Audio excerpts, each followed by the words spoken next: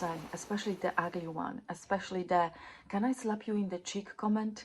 And I'm thinking, I was afraid of them, but actually, seriously, they are enlightening. I love them so far. And by the way, you weren't so horrible, you know. If that would be me, I could be. I mean, this what I read, that's just nothing, you know. I can be really pinchy, really salty, and really peppery. Ask my husband. You know the word beach? He says the beach is out.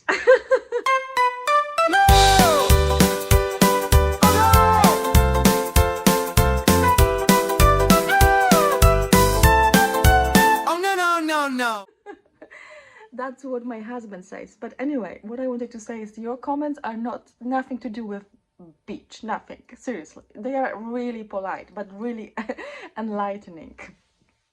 Really enlightening. And the last one really intrigued me because look, I have a certain view of myself, okay? Oh, by the way, before I tell you that, I have to tell you something else. I'm running a social experiment in this video. Do you know what it is? Have a look at my face and compare it with my previous videos. Do you know what the experiment is? That's right. I love saying that's right. That's right. The experiment of this video, or in this video, is that I increase my beauty levels by applying makeup. I mean, I just applied a little foundation underneath my eyes. That's all what I can do. But I assume that this should translate into more engagement. Because why? We love looking at, you know, just a little nicer looking people, don't we? We just like looking at the little nicer people. And yes, I own hardly any makeup, but my daughter does. So without her knowing, because she's asleep. Anyway. Still here after this totally random social experiment sharing idea? Wow. Medal for you, a like for me. There is something else what I wanted to tell you, and that is about how much I love reading your comments. Not that I received many, maybe in total like 3, but I have to tell you, it is something. I was worried about reading them. You know, I was like, oh my God, how will I deal with rejection?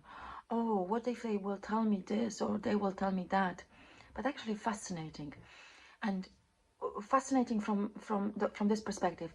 So you see, I have some perspective of who I am, or I have some belief about who I am and what I am and what I stand for, right?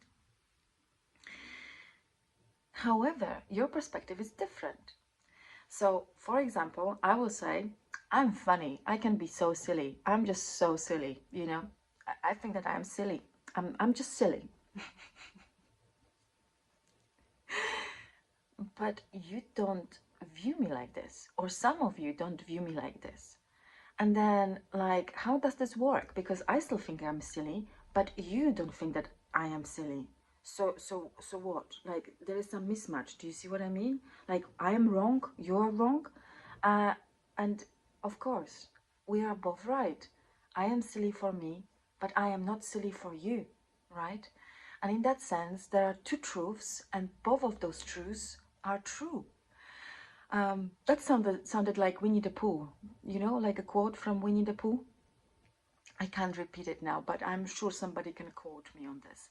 So that was one which I learned, which I think I knew for some time.